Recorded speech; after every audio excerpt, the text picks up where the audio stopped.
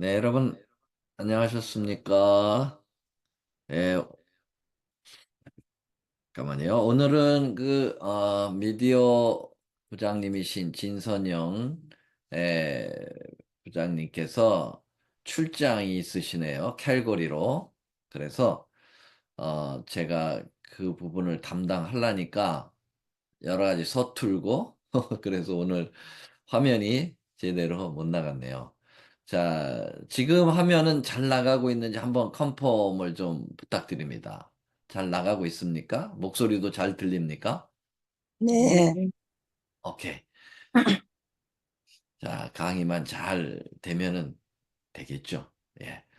자, 오늘은 요한계시록 13장 다섯 번째 시간입니다. 두 번째 짐승서부터 우리가 복습하고 시작을 하죠. 11절 내가 보매 또 다른 짐승이 땅에서 올라오니 새끼양같이 두 뿔이 있고 용처럼 말하더라. 이 희한한 또 짐승이 올라옵니다. 자, 땅에서 올라온 이 새끼양같이 두 뿔을 가지고 용처럼 말하게 되는 이 짐승은 과연 누구일까? 네. 우리는 이 논리학에서 연역법을 사용한다 그랬어. 사용한다 그랬어요. 먼저 이렇게 결론을 내고 전제로 미국이다라고 이야기를 하고 그게 정말 맞는지 하나씩 대입시켜 나가고 있죠. 자, 첫째로는 다른 짐승. 이 짐승은 뭐라고 그랬습니까? 네, 예언상의 나라라고 했죠. 예언의 짐승이 나왔다 그러면 나라로, 왕으로 이렇게 풀도록 성경에 그 키를 제시해 주셨습니다. 그래서 이 짐승이 에, 바로 결국 나라의 형향을 가진 어떤 존재, 정치적 어떤 존재가 이제 생성되는 거죠. 근데 어디서 올라왔다 그랬어요? 땅에서 올라왔다. 그러면 땅은 예언상의 땅은 무엇으로 풀어야 되나요? 네, 바다를 먼저 풀어야 땅이 나오겠어요. 네, 바다의 반대가 땅이니까요. 바다는 많은 백성과 무리로 풀라고 계시록 17장에 나와 있죠. 그래서 바다가 많은 백성들, 사람들이 사는 대륙이라고 하면은 땅은 반대니까 대륙은 대륙인데 사람들이 살지 않는 아주 한적한 신대륙이라는 거죠. 그럼 미국은 신대륙에서 이제 생성된 나라니까 이 두 번째 항목도 맞죠.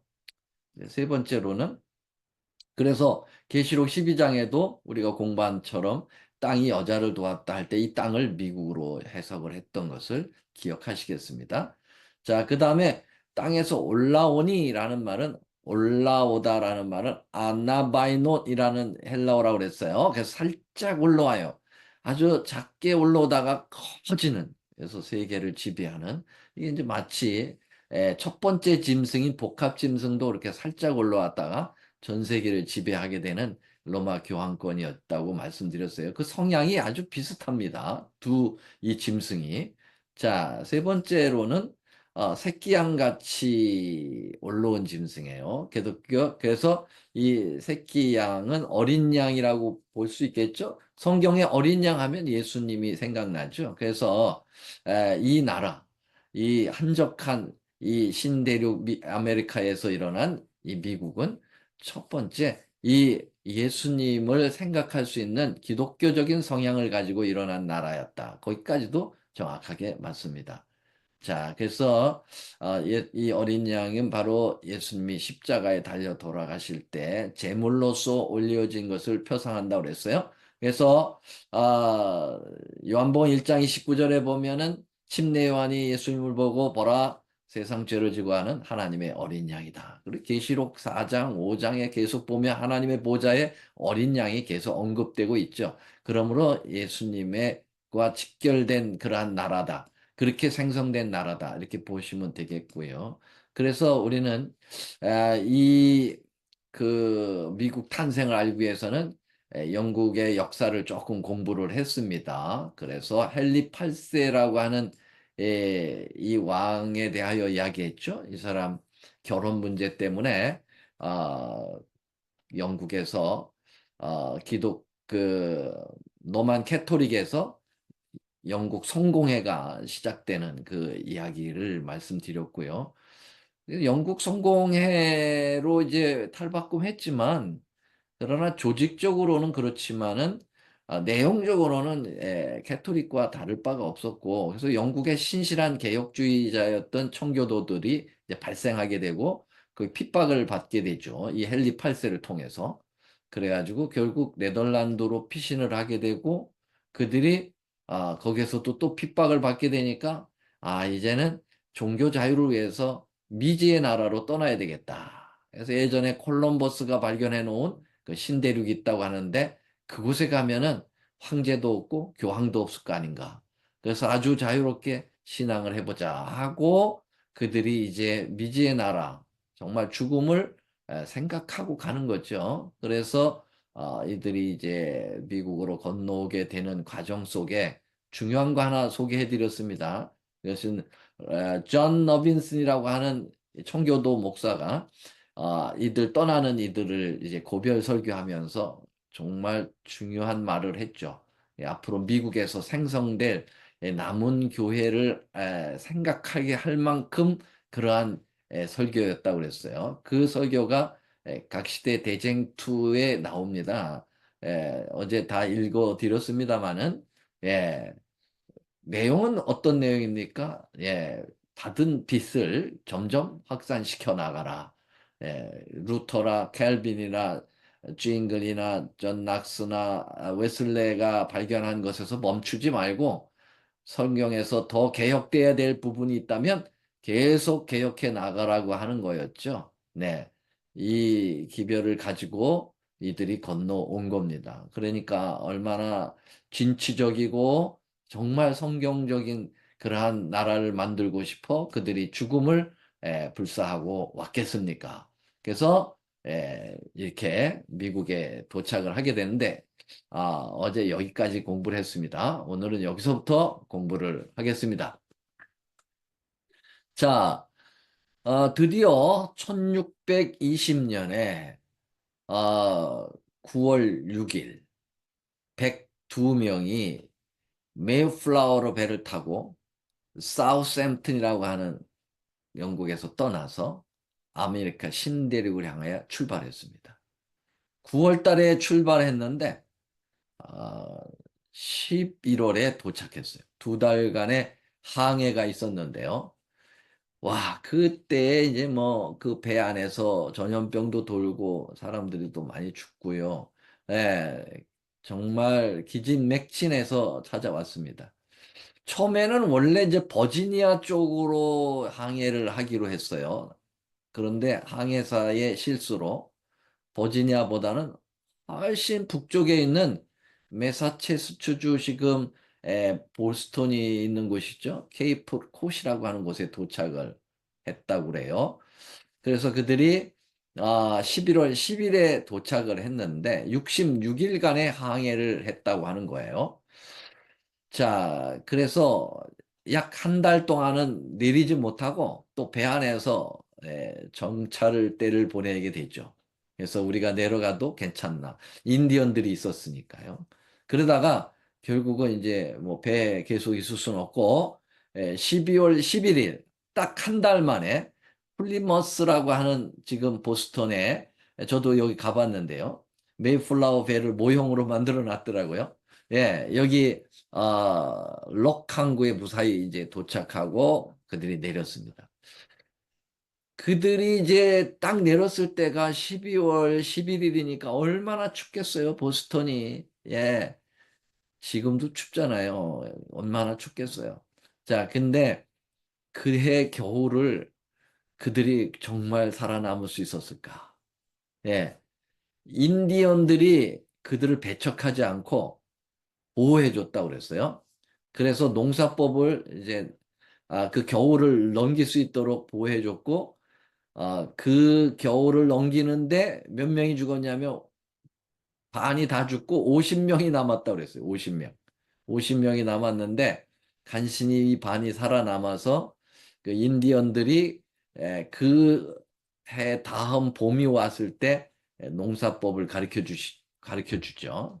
그 옥수수 재배법을 가르쳐 줘서 그들이 첫 수학을 하게 됩니다. 그 해가 1621년도입니다.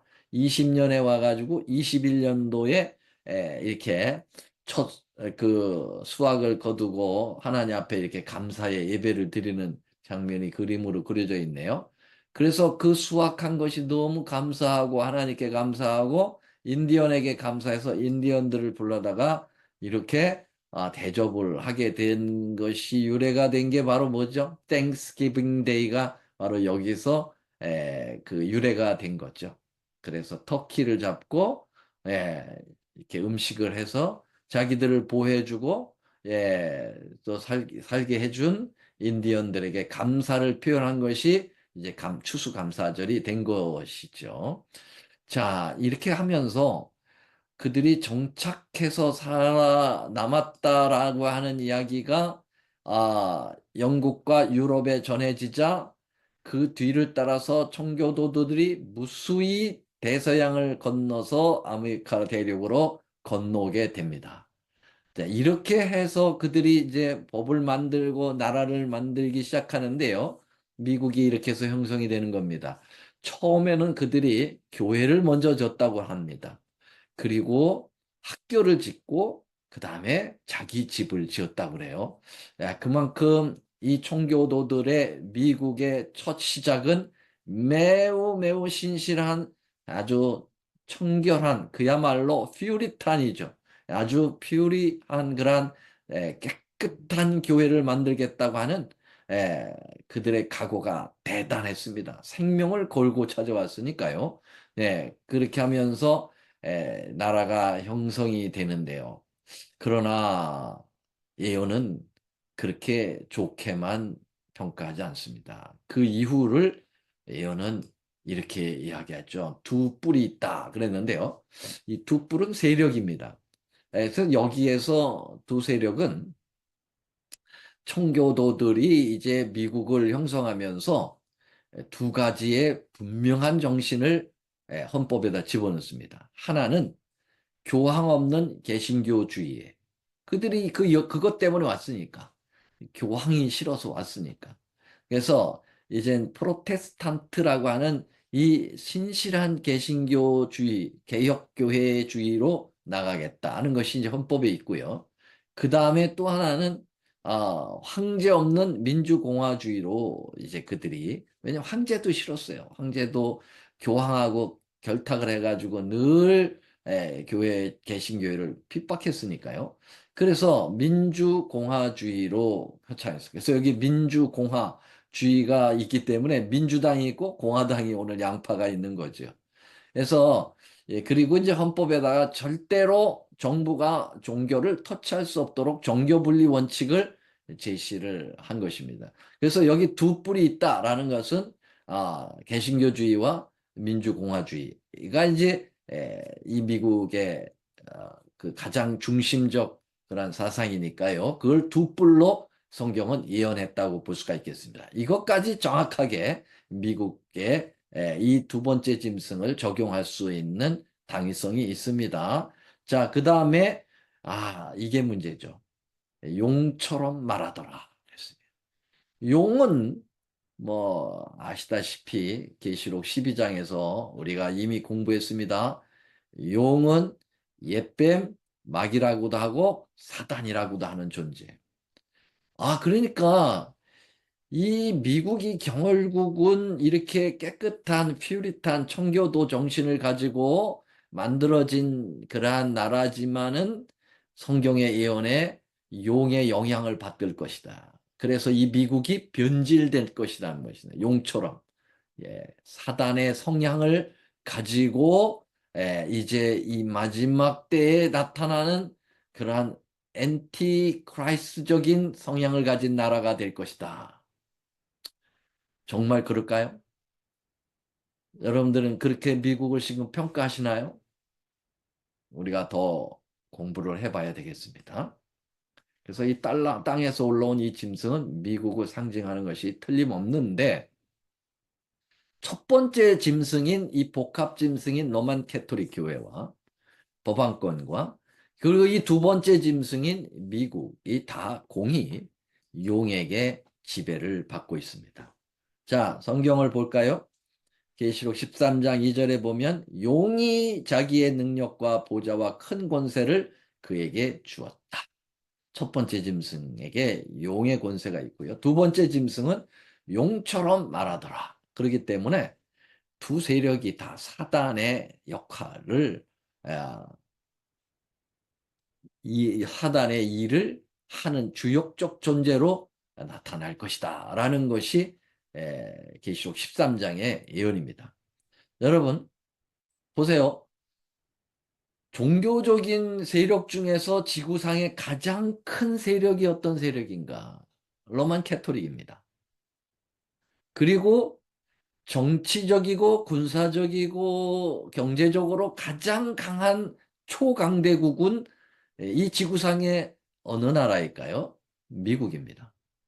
그러므로 가장 강한 종교 세력과 가장 강한 이 정치 세력이 야합만 한다면 세계를 좌지우지할 수 있는 엄청난 사단의 역할을 할 수가 있게 되기 때문에 사단이 이렇게 키워내는 거죠.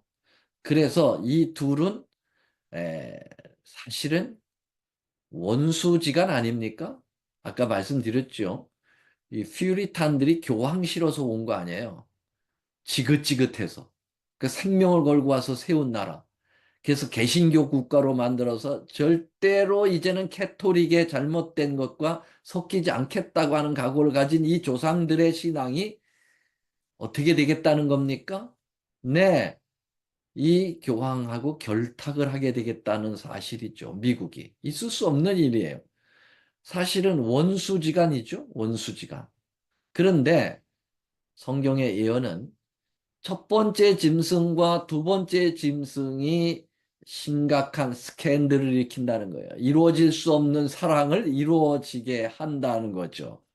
원수지간인데, 이건 뭐, 그 햄릿의 그, 저기의 작품 있죠? 그 셰익스피어의 작품에 뭐가 있습니까?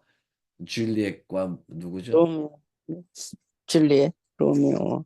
로미오와 줄리엣 원수지간에 결혼하잖아요. 그런 것처럼 지금 이 원수지간에 서로 연애질을 하고 있는 거예요. 정말 그렇게 된다고 성경에 나와 있어요.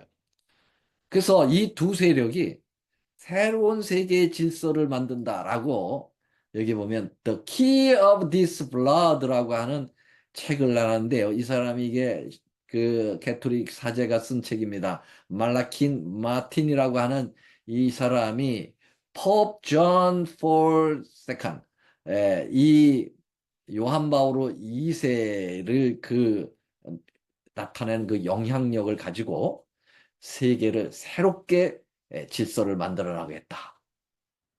그렇게 아주 당찬 야심적인 그러한 책을 썼는데 한마디로 얘기하면 로마 법왕권으로 세계가 완전히 재정리된다는 얘기예요. 이 책의 내용이.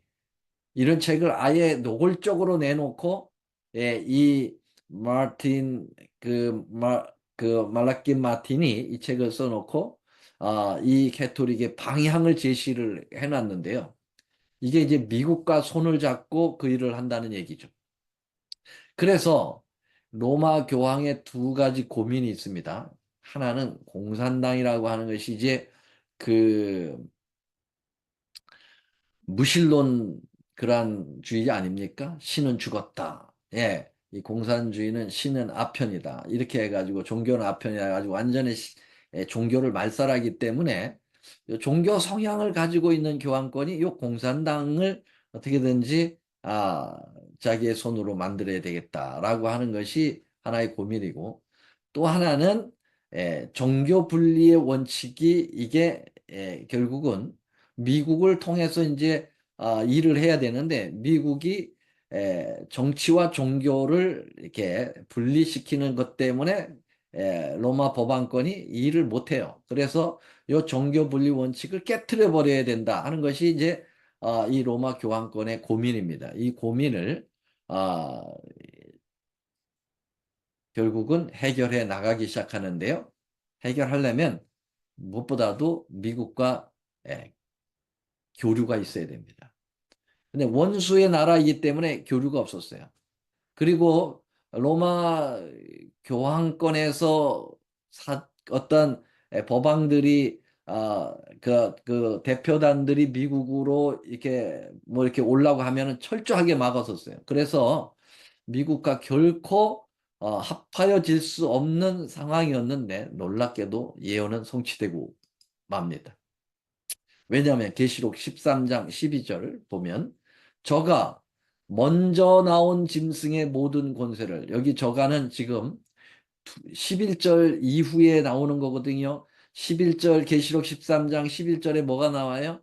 용처럼 말하더라. 두 번째 짐승이 언급되고 있거든요. 그러니까 바로 뒤에 받을 저가는 누구를 받느냐면 미국을 받아야 됩니다. 미국은 먼저 나온 짐승, 복합 짐승이죠. 두 마리 짐승 중에서 먼저 제시된 짐승이 바로 복합 짐승 로마 법왕권이죠. 그러니까 미국이 법왕권의 모든 권세를 그 앞에서 행해준다는 거예요. 그래서 땅과 땅에 거하는 자들로, 그러니까 모든 이 월드, 전 세계의 사람들을 처음 짐승에게 경배하도록 하겠다. 그 처음 짐승이 어떤 짐승에서 죽게 되었던 상처가 나은 자라고 그랬잖아요. 그래서 우리가 공부한 바대로 1798년에 아주 굉장히 충격적인 그러한 상처를 입지 않습니까? 예, 치명적인 상처를 입고 피우스 6세가 버르테우 장군에 의해서 체포당하여 발렌스 감옥에 갇혀서 죽고 말잖아요.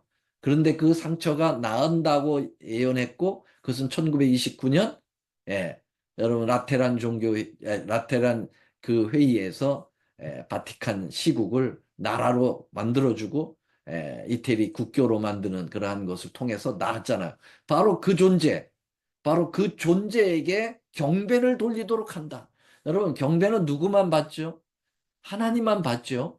네, 여러분, 요한계시록 4장 11절 공부했습니다. 에, 모든 경배는 하나님만 받는데, 하나님만 받는 이유는 하나님이 창조주이고, 그 다음에 하나님이 구속주이기 때문에, 예수님이 창조주고 구속주이기 때문에 예수님에게만, 하나님에게만 경배를 돌려야 합니다. 그런데 용은 절대로 그렇게 하지 않죠. 그래서 어떻게 합니까? 네, 이 경배를 바로 첫 번째 나온 짐승에게 돌리게 한다. 교황에게 그 경배를 돌리게 한다는 거죠. 자, 과연 이러한 일들이 실제로 역사에 가능할까? 가능했습니다. 이미 이 일들이 벌써 시작이 됐습니다. 언제요? 자, 교황이 미국을 방문한 겁니다. 요한 바오로 2세가 1978년에 폴란드인으로서 최초의 법왕이 됐어요. 그래가지고 이 사람이 1979년 교황된 지 1년 만에 미국을 방문하게 됐는데, 여러분, 와, 미국 방문하면 발도 못 붙이게 하고 핍박을 할 것으로 알았는데 미국이 웬일입니까? 이렇게 달라졌어요. 미국을 이 교황이 방문한 1979년에 있었던 일을 이때 워싱턴 스타지에서 이렇게 표현하고 있습니다. 이 1979년 9월 18일자죠. 교황이 미국을 한번 방문한다는 것은 상상만 해도 벼락을 맞을 일이었다. 이게 일반 객관적 자료입니다. 일반 잡지예요. 일반 저널에서, 이 종교적 저널이 아니에요. 예, 일반 저널에서 이렇게 얘기합니다. 교황이 미국을 한번 방문한다는 것은 상상만 해도 벼락을 맞을 일이다. 상상도 못하는 일이라는 거예요. 그러나 이제 역사상 최초의 폴란드인 교황 요한 바오로 2세가 그의 놀라운 선고를 치룬 지 1년 후에 온 세계의 하늘에 빛나는 별로서 만 7일간을 우리와 함께 지내겠다는 약속 아래 우리 미국에 오게 되었다. 정치가들은 다투어 그를 맞을 준비를 하고 있다. 6개 도시의 시장들은 그들의 도시의 업무를 실제적으로 중단하고 교황을 맞이할 행사를 열렬하게 준비하였다. 와, 이게 있을 수 있는 일인가? 자기들도 놀라는 거예요. 그러면서도 역사가 이루어지는 거예요. 예언이 되어 있습니다. 우리 주님께서 이렇게 되도록 만든 건 아니에요. 미래를 내다보시고 그렇게 예언을 하신 것뿐이죠. 사단이 이러한 일을 할 거라는 거죠. 결국은 미국과 이 로마 교황권에는 엄청난 결탁이 있게 됩니다. 이게 1992년 2월 24일 미국의 가장 유명한 타임지에 이 도널드 레이건 미국 대통령하고 요한 바오로 2세 이 교황과 맹약을 맺습니다. 이 alliance라는 말은 맹약이란 말이에요. 언약이란 말이에요. Holy Alliance. 예, 이 거룩한 맹약을 맺습니다. 이들이 이제 자기들의 만남을 아주 거룩하다 그렇게 표현했어요. 예, 그것을 타임지에서 기재하고 있는데요. 자, 이 얘기는 내일 말씀드리도록 하겠습니다. 자, 이렇게 해서 성경의 예언이 이루어질 수 없는 것처럼 보인 이 세상의 역사가 성경 예언대로 그대로 진행되고 있는데요. 바로 이 용의 권세를 받은 이 두 세력이 손을 잡는다면 정말 이 전 세계를 마귀의 사단의 전략으로 몰아갈 수 있다라고 하는 그러한 것들이 이미 여러분 1992년이면 지금 몇 년입니까? 지금 거의 30년이 전에 이루어진 일이에요. 그러니까 얼마나 많이 지금 미국과 로마 교황권이 물밑에서 그 작용들을 이 마지막을 향하여 가고 있는지는 여러분들이 정말 놀라울 정도로 진행되고 있다는 사실을 우리는 계속 공부할 것입니다. 여러분, 사실은 이 계시록 13장 여러분들이 많이 접했을 것입니다. 그리고 사실은 이 얘기를 제가 많이 하고 싶은 생각이 없어요. 왜냐하면 이 사단의 일이기 때문에. 그러나 알지 않으면 안 되기 때문에 주님께서 이것을 말씀하십니다. 중요한 것은 우리가 이러한 사단의 일을 공부하면서 중요한 거는 우리 그것을 깨뜨리고 결국은 그 엄청난 에, 도전에도 불구하고 이 땅에 오시고 이 땅에 우리를 데리러 가시기 위하여 오시는 그 예수님의 초점을 잃어버려서는 안 된다.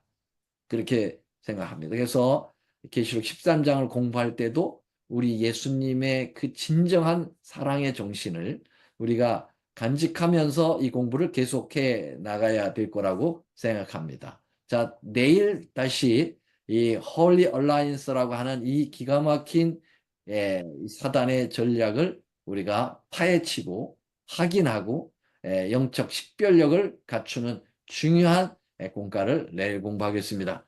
자, 그러면 오늘 여기서 잠깐 기도하겠습니다. 하늘에 계시는 우리 아버지 하나님, 은혜를 감사합니다. 오늘도 사단의 정체를 낱낱이 밝혀 주시니 고맙습니다. 적을 알아야 우리의 방어의 자세를 취할 수 있사오니 주님, 그러면서도 불구하고 우리를 승리로 이끄시는 우리 예수님을 절대로 잊지 않게 도와주시고 주님의 그 사랑 안에서 우리가 승리를 확인하는 그러한 놀라운 공부를 할 수 있도록 도와주셨기를 비우며 예수님의 이름으로 간절히 기도드리옵나이다. 아멘. 네, 여러분 잘 들으셨습니까? 네, 네, 목사님, 감사합니다. 감사합니다.